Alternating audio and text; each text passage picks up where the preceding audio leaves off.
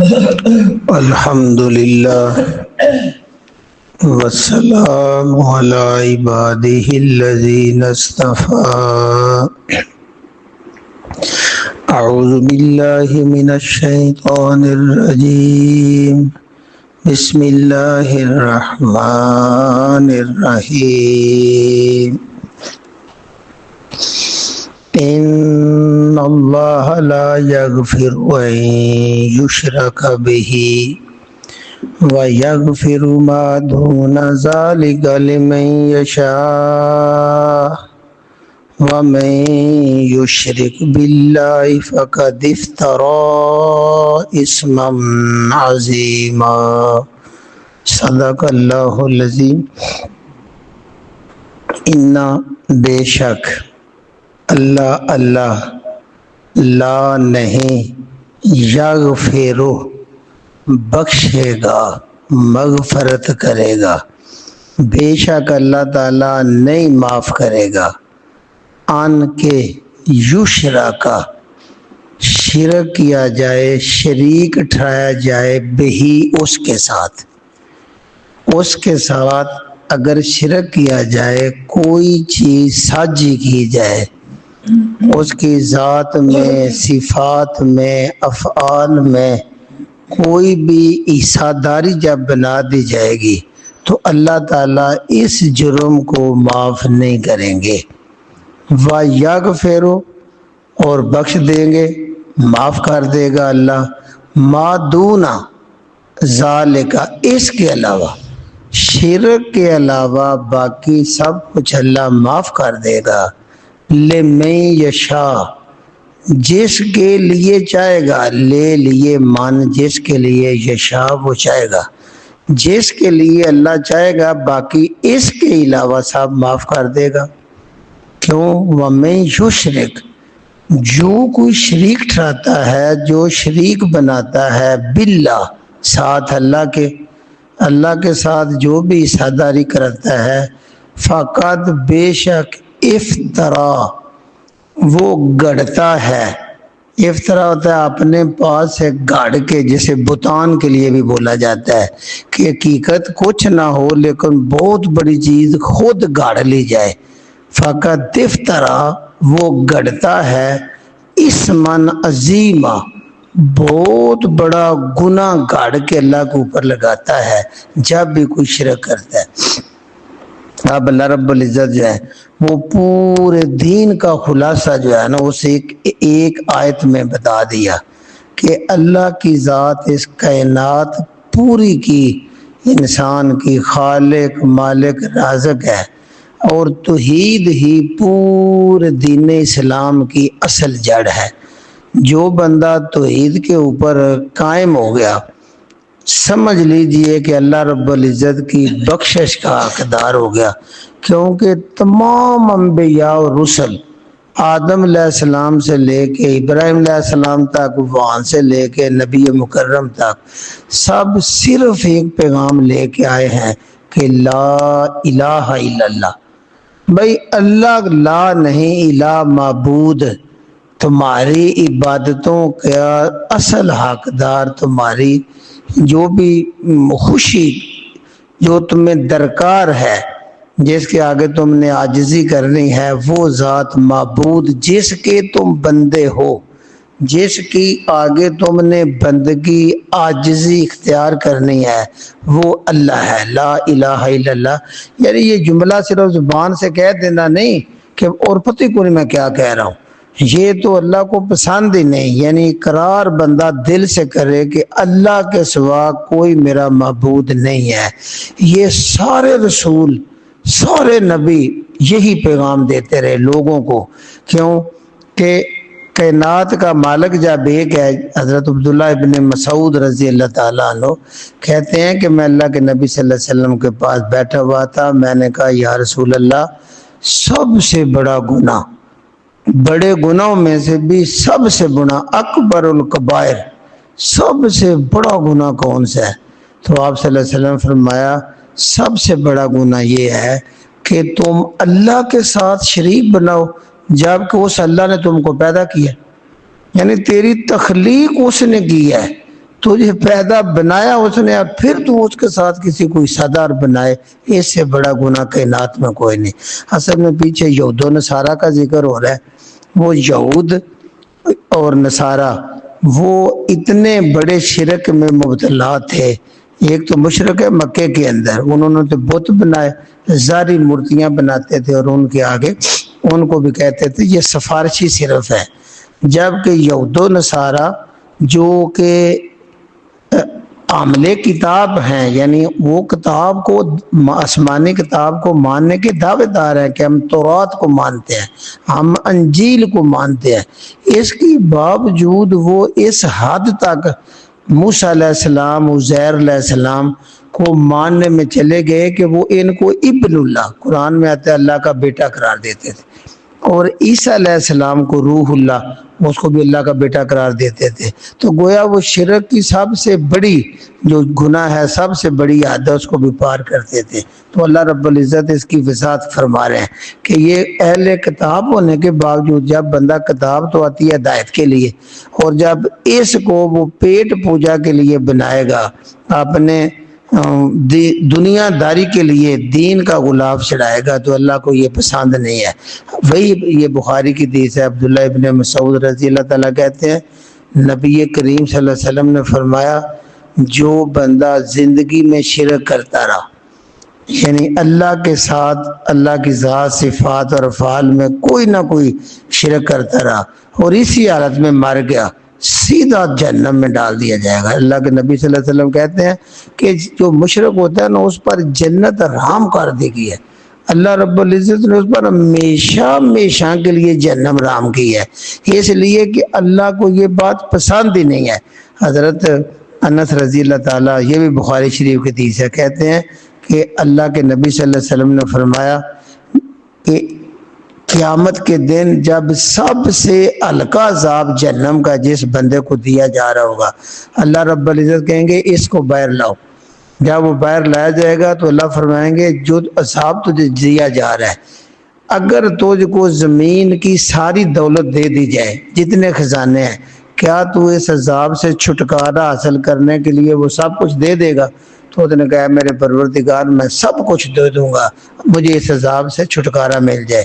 تو اس کے بدلے میں اللہ فرمائیں گے دیکھو جب تو دنیا میں تھا نا، تو میں نے اس سے بڑی آسان چیز کا تو اس سے سوال کیا تھا، آسمانی کتاب کے ذریعے میں نے صرف یہ کہا تھا تو نے میرے ساتھ شرک نہیں کرنا، میں تجھ کو آگ میں نہیں ڈالوں گا، لیکن تو نے پورا نہیں کیا، تو پھر میرے ساتھ شریک بناتا رہا۔ یہ ہے جی ان اللہ، بے شک اللہ تعالیٰ، لا یغفر، بالکل نہیں بخشے گا، ہرگز نہیں ہے معافی اس بندے کے لیے، یشرک بہی، کہ وہ اللہ کی ذات کے ساتھ کوئی تھوڑی سی بھی شرکت کرے۔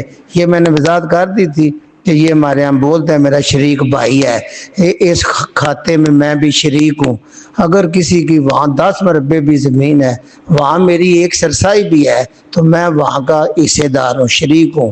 تو یہی ہے، جس آپ معمولی سا ذرہ بھی اللہ کی ذات صفات میں تھوڑا سا بھی جب کسی اور کو اللہ کے علاوہ کسی کو بھی، وہ نبی ہو، رسول ہو، کسی کو بنا دیں گے، جن و فرشتے ہوں، تو آپ نے شرک کا مرتکب ہو گئے۔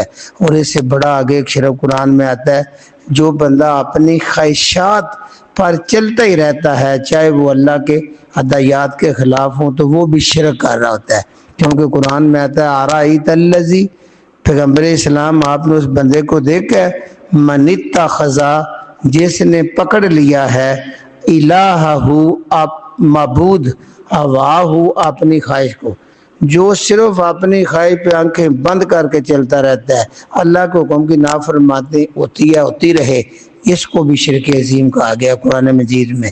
تو شرک کی معافی نہیں، آگے یشرک بہی، آگے اللہ نے یہ جو رعایت دے دی نا، وَيَغْفِرُ مَا دُونَ ذَلِكَ، وَيَغْفِرُ، معاف فرما دے گا اللہ، ما دون ذالک، ذالک شرک، اس شرک کے علاوہ جو کچھ ہوگا وہ اللہ صاحب معاف کر دے گا۔ میں جب یہ آیت پڑھتا تھا نا، جب خود یہ ترجمہ پڑھتا تھا، بڑے سوال کی یہ سمجھ نہیں آتی تھی، میں کہتا تھا توبہ جو ہے وہ تو مشرک بھی جب کرتا ہے تو اللہ معاف کر دیتا ہے. یہ اللہ کیوں کہتے ہیں اللہ معاف نہیں کرے گا؟ حضرت عمر فاروق شرک کرتے تھے، انہوں نے توبہ کی. ابو سفیان شرک کرتے تھے، انہوں نے توبہ کی، اللہ تعالیٰ نے ان کو معاف کر دیا. تو یہ میں ایک بار ضیاء القرآن پیر کرم شاہ صاحب کے پڑھ رہا تھا، انہوں نے وضاحت کی کہ یہ اللہ رب العزت ان بندوں کو بھی یہ پیغام دے رہے ہیں کہ جو ادھر شرک کے علاوہ، یعنی وہ وہاں حدیث کوٹ تھی، میں بتاتا ہوں، یہ مسند احمد کی حدیث ہے کہ اور حدیث قدسی ہے. حدیث قدسی ہوتی ہے جو اللہ رب العزت کی بات نبی کریم صلی اللہ علیہ وسلم اپنی زبان سے ادا کریں کہ اللہ تعالیٰ فرماتا ہے اے میرے بندو اگر تم صرف میری بندگی کرتے رہو، اے میرے بندو اگر صرف میری بندگی کرو گے اور مجھ پر امید قائم رکھو گے تو میں اللہ تمہارے جو گناہ ہیں سب معاف کر دوں گا. آگے اللہ فرماتے ہیں اے میرے بندو اگر تو میرے پاس زمین بھر کر گناہ لے آئے اور اس میں شرک نہ ہو، یہ لفظ ہے، زمین بھر کر تو گناہ لے کر میرے پاس آئے گا یعنی مرنے کے بعد اس میں شرک نہیں ہوگا تو میں اللہ تجھ سے اتنی ہی رحمت اور بخشش لے کر تیرے پاس آؤں گا. یعنی شرک کے علاوہ سارے گناہ اگر بندہ توبہ کے بغیر بھی مر گیا، بلکہ اس کی اگلی مسند احمد کی حدیث اور بخاری کی بھی ہے، وہ اور وضاحت کرتی ہے. یہ حضرت ابو ذر کہتے ہیں کہ میں اللہ کے نبی صلی اللہ علیہ وسلم کے پاس بیٹھا تو آپ فرما رہے تھے جس نے دل سے لا الہ الا اللہ کہہ دیا اور پھر اسی حالت میں مر گیا تو وہ جنت میں داخل ہوگا. حضرت ابو ذر کہتے ہیں میں نے کہا یا رسول اللہ اگر وہ زنا بھی کرتا ہو اور چوری بھی اس نے کی ہو پھر بھی وہ جنت میں چلا جائے گا؟ تو کہتے ہیں رسول کریم صلی اللہ علیہ وسلم نے فرمایا اگرچہ وہ زنا بھی کرتا رہا اور چوری بھی کرتا رہا پھر بھی وہ جنت میں جائے گا. کہتے ہیں میں نے پھر کہا خواہ اس نے زنا کیا ہو اور چوری کی ہو. 3 بار میں نے یہ دہرایا، حضرت ابو ذر غفاری کہتے ہیں. تو نبی کریم نے تینوں بار یہ کہا کہ خواہ وہ زنا کیا اس نے چوری کی وہ ضرور جنت میں جائے گا. تو چوتھی بار اللہ کے نبی صلی اللہ علیہ وسلم نے فرمایا ابو ذر کی ناک خاک لوت بھی ہو جائے پھر بھی وہ ضرور جنت میں جائے گا. یہ سن کے ابو ذر کہتے ہیں میں اٹھا، میں تو چادر گھسیٹتا ہوا چل پڑا اور میرے منہ پہ یہی لفظ تھے ابو ذر کی ناک بھی خاک لود ہو جائے پھر بھی وہ ضرور جنت میں جائے گا. تو بخاری کے الفاظ ہیں اللہ ابو ذر جب بھی یہ حدیث سناتے تو آخر پہ کہتے ہیں کہ ابو ذر کی ناک بھی خاک لود ہو جائے. کہتے ہیں میں بڑے تعجب سے پوچھ رہا تھا اتنے بڑے گناہ کرتا رہا پھر بھی جنت میں؟ تو انہوں نے کہا اللہ رب العزت کہہ رہے ہیں وَيَغْفِرُ مَا دُونَ ذَلِكَ کہ وہ اللہ قرآن میں کہہ رہا ہے وَيَغْفِرُ وہ معاف کر دے گا مَا دُونَ علاوہ ذَلِكَ اس شرک کے علاوہ جو ہے وہ معاف کر دوں گا. تو میں اور آپ کون ہوتے ہیں لے کر سارا گیٹ نہیں کھول دیا کہ جو مرضی کرتے رہو اللہ معاف کر دے گا. اللہ کہتا ہے لِمَن یشاء یہ پابندی لائی جس کو اللہ چاہے گا. یہ اللہ کی چاہت ہے کہ وہ جب چاہے وہاں بھی تم کو معاف کر دے جس کو اللہ چاہے گا. اللہ نے یہ گارنٹی نہیں دے دی کہ سب کے معاف ہوں گے، ہاں لمن یشاء جس کو اللہ تعالیٰ چاہ دے گا. کیوں اللہ کہتا ہے اس لیے شرک نہیں معاف کرنا من اور جو آدمی جو شریک ٹھہراتا ہے باللہ اللہ کے ساتھ فقط افترا بے شک وہ باندھتا ہے، افترا گڑتا ہے اسم عظیمہ بہت بڑا گناہ. کیونکہ اللہ نے تو ہر نبی کی دعوت ایک ہی رکھی نا کہ اللہ کے سوا کوئی عبادت کے لائق نہیں. پھر بھی بندہ اگر اللہ کے ساتھ کسی طرح بھی شرک کرتا ہے پتہ بندے کا تب چلتا ہے جب اس پر کوئی مصیبت سخت وقت آتا ہے تو کیا وہ اللہ کے در کے سوا غیروں کی طرف چل پڑتا ہے؟ وہ اس وقت اگر چلتا ہے تو وہ اپنے آپ کو شرک میں ملوث کر رہا ہے یا وہ اللہ کے نام کے علاوہ کسی اور نام کے وظیفے پڑھ رہا ہے تو وہ بھی شرک کر رہا ہے. یعنی سادہ سادہ اس کی مثالیں ہیں. اگر وہ اللہ کے نام کے علاوہ یعنی میں حیران رہ گیا ایک بار ادھر ہماری میٹنگ میں ایک ٹیچر کہتے ہیں کہ میں نے آج نا فلاں کا روزہ رکھا ہوا ہے. میں نے کہا استغفر اللہ رب العزت روزوں کے بارے میں صاحب کہتے ہیں صوم لی کہ روزہ تو میرے لیے ہے، اگر آپ نے بھوکے رہنا ہے پیاسا تو میری ذات کے لیے. وہ کہتے ہیں آج ہم نے نبی پاک کا روزہ رکھا ہوا ہے. یعنی روزے بھی دوسروں کے نام سے منسوب ہو رہے ہیں. یہاں تک کہ بندہ نظر نیاز اور قربانی کرتے ہوئے بھی غیر اللہ کا نام لینا شروع ہو گئے ہیں، تو اس سے بڑھ کے اور گڑھنا کیا ہے؟ اللہ کہتا ہے فقط افترا، اس نے گڑھ لیا ہے اس من عظیم، بہت بڑا گناہ گڑھا ہے، لہذا اس کی معافی نہیں ہے۔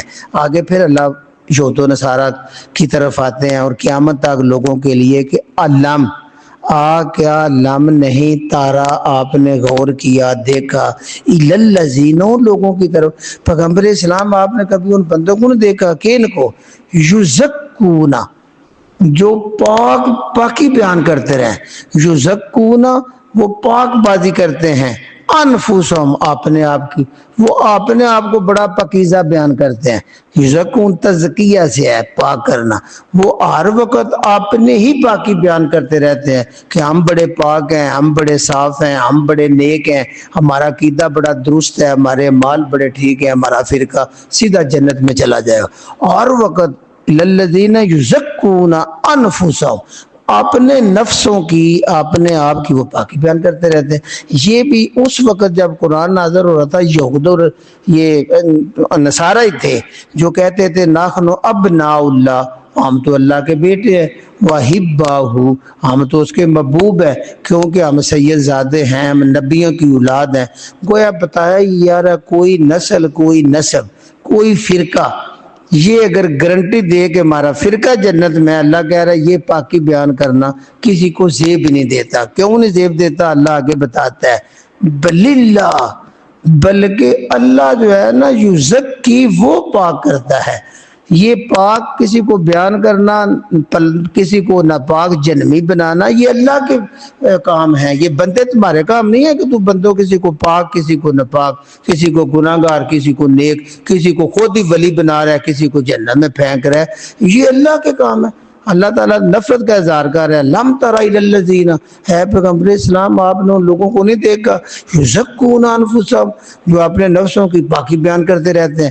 یہاں تک آتا ہے بخاری مسلم میں کہ اللہ کے نبی صلی اللہ علیہ وسلم نے بندے کے منہ پر اس تعریف کرنے کو منع کر دیا جس میں مبالغہ ہو، چونکہ 95% تعریف سامنے خوش آمد کے لیے کی جاتی ہے، کوئی نہ کوئی اس سے مفاد حاصل کرنے کے لیے کی جاتی ہے، یا حکمرانوں صاحب اقتدار کے سامنے بیٹھ کے، میرے نبی کریم صلی اللہ علیہ وسلم کے الفاظ ہیں، ایک آدمی نے آپ کی موجودگی میں دوسرے کی تعریف کی تو آپ صلی اللہ علیہ وسلم نے فرمایا تو انہیں اس کی گردن کاٹ دی ہے، یعنی تعریف اس لیے کرتے ہو، اس کو پڑھا چڑھا کے بیان کرتے ہو۔ اور ایک حدیث میں آتا ہے کہ جو بندہ کہ آپ صلی اللہ علیہ وسلم فرمایا جو حاکم کی تعریف کر رہا ہو، صاحب اقتدار کسی عہدے والے کی سامنے بیٹھ کے تعریف کر رہا ہو، اس کے منہ میں مٹی مارو، مٹی پھانک دو۔ مقداد بن اسود ایک بار ایک حاکم کے دربار میں تھے، وہاں ایک آدمی نے حاکم کی تعریف شروع کی، انہوں نے مٹی پکڑ کے تعریف کرنے والوں کے منہ پہ ماری، تو وجہ پوچھی، انہوں نے کہا میرے رسول نے حکم دیا ہے کہ جب کوئی کسی حاکم کی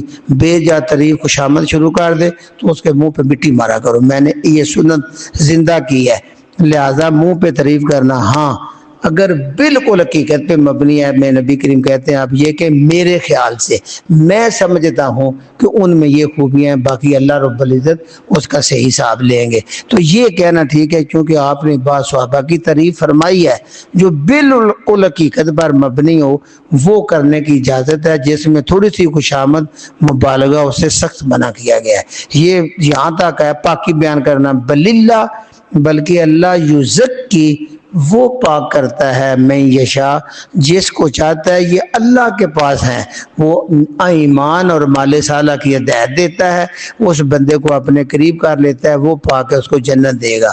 وَلَا يُظْلَمُونَ، اور ان پر نہیں ظلم کیا جائے گا، فتیلہ، یہ فیتے جو لام فتیلہ ہوتا ہے، جو ترجمہ عام طور پہ کیا جاتا ہے، شاہ عبد القادر نے کیا، وہ ہوتا ہے ایک تیل برابر بھی۔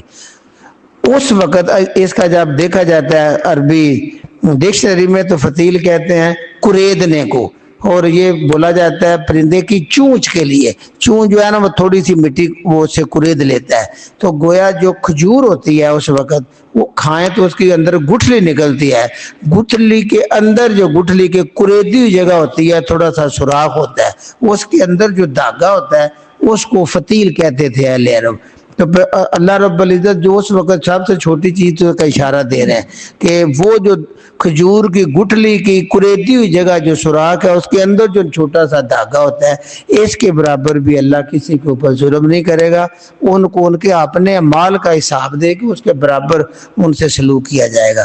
آگے اللہ فرماتے ہیں علم ترا نہ انظر، اے پیغمبر اسلام ذرا نظر کیجئے، دیکھیے، کیفا کس طرح یفترون وہ افترا کرتے ہیں، گڑتے ہیں، اللہ اللہ پر، الکاذبہ جھوٹ، کس طرح وہ اللہ پر گاڑ گاڑ کے جھوٹ لگاتے رہتے ہیں، یعنی وہ کہتے ہیں ہم اللہ کے بیٹے ہیں۔ اللہ نے کب ان کو کہا تم ہمارے بیٹے ہو؟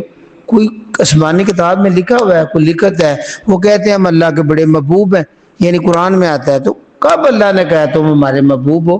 تو جب اللہ نے یہ بات کہی نہیں تو وہ خود گاڑ کے اللہ کی طرف منسوب کرتے ہیں۔ اللہ نے نام لے کے کہا ہی نہیں کسی کو یہ میرا ولی ہے، تو ہم کہتے ہیں یہ اللہ کا ولی ہے۔ تو اللہ کے اوپر ہم خود ہی وہ بات گڑتے ہیں جو اللہ رب العزت نے قرآن میں فرمائی نہیں، میرے نبی نے حدیث میں فرمائی نہیں، وہ بات اللہ کی طرف منسوب کرنا، اس کو اللہ کہتا ہے وہ مجھ پہ جھوٹ گڑتے ہیں۔ اسی طرح وہ کہتے تھے کہ کوئی جنت میں داخل نہیں ہوگا سوائے یہود و نصارہ کے، کہتے ہیں ہم پکے جنت میں داخل ہوں گے، ہم جنت میں نہیں جائیں گے، اگر گئے بھی تو چند دن۔ قرآن میں آتا ہے اللہ کہتا ہے دکھاؤ میں نے کب تمہیں یہ کہا ہے کہ جنت میں نے تمہارے لیے بنائی ہے، بلکہ اللہ تو کہتے ہیں جب وہ یہ کہتے ہیں انہیں کہو پھر مرو، اگر جنت تمہاری ہے تو جلدی مرو نا، کیوں ادھر دنیا کے عذابوں میں ہو، جلدی جلدی جنت میں چلے جاؤ تو کبھی بھی نہیں جائیں گے۔ ان کی خواہش ہوگی میں 1000 سال عمر مل جائے، تو یہ ان کے جھوٹا ہونے کے لیے کافی ہے۔ یہ باتیں اللہ کہہ رہے ہیں انظر، میرے پیغمبر ذرا آپ نظر کریں، دیکھیں کیفا کس طرح کے یفترون وہ گڑتے رہتے ہیں، اللہ اللہ کے اوپر، الکاذبہ جھوٹ۔ تو گویا جب آسمانی کتاب کو چھوڑا جاتا ہے اور اس میں من گڑت خود ہی باتیں شامل کی جاتی ہیں کہ یہ اللہ کے ولی ہیں، ولیوں کے قدموں میں گر جاؤ تو یہ ہو جاتا ہے، اگر اس کی لکھت قرآن مجید میں اللہ نے فرمائی ہے اور حدیث میں میرے رسول نے فرمائی ہے پھر تو بات ٹھیک ہوگی، وہ دین ہے، اگر نہیں تو یہ سراسر گھڑا ہوا اللہ کے اوپر جھوٹ ہے۔ انظر کیفا، پیغمبر اسلام ذرا دیکھیے کس طرح یفترون وہ گڑتے ہیں یہود و نصارہ، اللہ اللہ کے اوپر، الکاذبہ جھوٹ، وکفا یہ بڑی خطرناک یعنی یہ دھمکی ہے۔ اللہ کہتا ہے وکفا کافی ہے، بہی اس طرح کہنا، یعنی اس طرح کہہ دینا جو اللہ نے بات نہیں کی اور خود اپنے پاس سے اللہ کے دوست بناتے چلے جانا، یہ کافی ہے۔ اسمن مبینہ، کھلا گناہ، یعنی مبین کھلا کھلا یہ گناہ ہے، صرف اس گناہ کی بنا پہ اللہ جہنم میں پھینک دے گا، اس لیے کہ یہ اس کے کھلا گناہ گار ہونے کے لیے یہی دلیل کافی ہے۔ وکفا کافی ہے، بہی یہی بات، اسم مبینہ اس کا کھلا گناہ گار ہونے کے لیے کافی ہے۔ میرا خیال ہے اس کو ادھر آ لیتے ہیں، آج اتنا ہی۔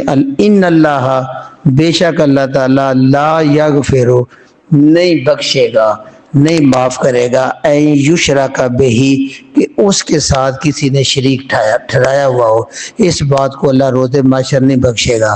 وَيَغْفِرُ مَا دُونَ ذَلِكَ اور اس کے علاوہ سب کچھ بخش دے گا، لِمَن یشاء جس کو اللہ چاہے گا اس کو بخش دے گا۔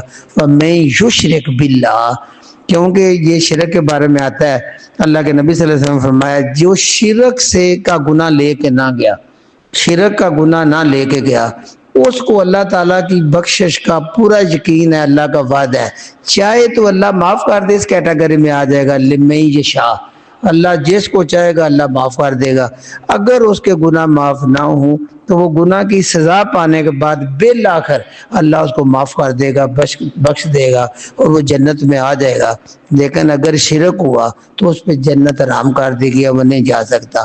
ہمیں اپنے دامن میں جہاں کے شرک سے بہرحال ہر صورت پہ بچنے کی کوشش کرنی چاہیے۔ تمام انبیاء اسی سے بچانے کے لیے یہی دعوت دے کے آیا ہے۔